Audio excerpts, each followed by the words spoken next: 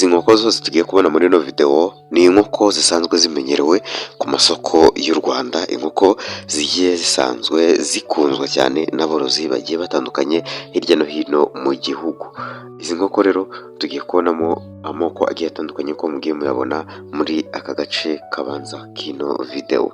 Ni ukuvuga ngo inkoko zikunze gukundwa cyane n'aborozi, by'umwihariko aborozi batamenyereye ubworozi bw'inkoko bashaka gutangira, ariko bakaba bifuza kumenya amakuru agiye atandukanye kuri izi nkoko. Niyo mpamvu rero nafashe izi nkoko zigiye zitandukanye ziri mu cyiciro kiri hagati yo kuba ziri gukura ndetse n'izirangije gukura. Ni ukuvuga ziri hagati ya gorowa ndetse na finisha.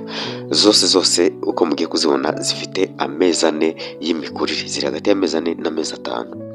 Reka duhere rero kuri buno bwoko bwa mbere. Izi za mbere zitwa tetara, akaba ari inkoko zibarwa nka mberabyombi, zikenerwaho umusaruro w'amagi ndetse n'uw'inyama.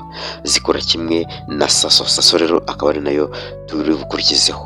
Iyi nkoko ya tetara akaba ari inkoko ikura vuba, by'umwihariko iyo ubishatse uyorora mu buryo bwa kizungu cyangwa se ukayorora mu buryo bwa kinyarwanda. Ubwo buryo bwose irabwemera, nta kibazo kirimo, ariko ibyiza ni uko ng'abantu dukora ibintu bya kinyamwuga, ukora kizungu cyangwa se ukayorora as a business. Ukeneye kumenya byinshi waca muri comment ukatubwira, ndetse uduce no muri comment utubwire igihugu waba uherereyemo kugira ngo tumenye abantu tuba turimo turakorera ese baherereye hehe. Inkoko ya kabiri rero ni inkoko ya saso nk'uko mubizi, nayo ni inkoko ikora muri double purpose, itanga umusaruro mu buryo bw'amagi ndetse no mu buryo bw'inyama. Ese iyo tuvuze itungo riri muri double purpose musobanukirwa ibyo ari byo.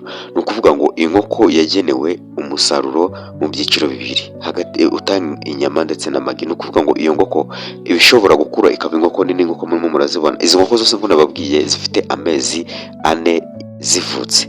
Ni ukuvuga ngo iyi nkoko iba igomba kuguha umusaruro muri ubwo buryo bubiri. Iyo tuvuze mu gutanga umusaruro mu magi n'inyama, ni uko iyo nkoko iba ishobora gutanga amagi menshi ugereranyije n'inkoko zitari iz'amagi, by'umwihariko ugereranyije n'inkoko z'inyarwanda. Ni ukuvuga ngo mu kijyanye n'inyama rero aba ari inkoko nk'inkokokazi ishobora kuba igira hejuru y'ibiro 3, ibiro 4, ibiro 5 kuzamura, ari inkokokazi. Isake yayo yo birumvikana iba igomba kubarirwa hagati y'ibiro 6, ibiro 8, rimwe na rimwe ibiro 10 na 12 ari isake. Ubwo ni dendo ntabwo irimo hano, kuko dendo nayo ibarwa ngaho itanga umusaruro mu buryo bubiri, ariko yo ahanini isake murabizi ko iba nini cyane, igera mu biro 15, mu biro 20 gutyo.